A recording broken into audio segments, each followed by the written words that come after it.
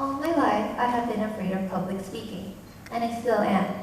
In reality, I find talking up on stage fun, but I often hold myself back from doing it because I'm afraid that I would mess up, forget my lines, and humiliate myself. So every time I get up on stage, I feel my heartbeat getting faster and my body begin to shiver. According to ABC News, when you experience fear, the body gets filled with adrenaline and triggers the fight or flight response, which means that you could either fight your fear or run away from it. Dr. Felipe Amunategui, a psychiatrist from the university's Hospital Case Medical Center in Cleveland, Ohio, said that when you get scared, the fear manifests itself through physical symptoms. Your heartbeat gets faster and you start breathing rapidly.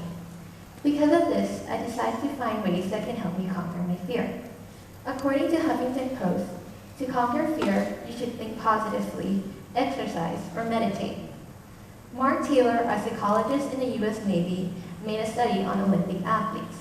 He wanted to see if thinking positively had an effect on the athletes.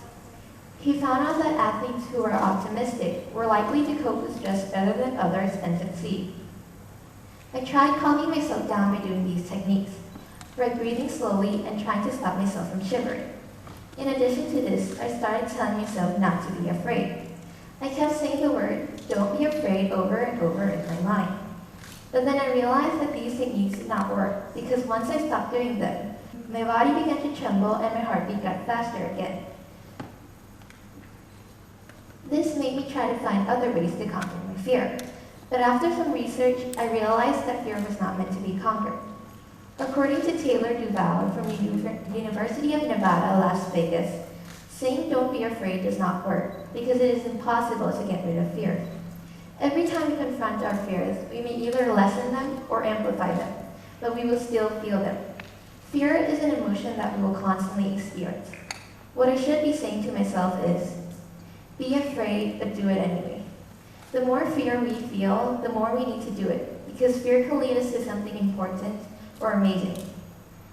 Suzanne Jeffers, PhD, wrote a book titled Feel the Fear and Do It Anyway, where she talks about how fear can stop us from moving ahead in life.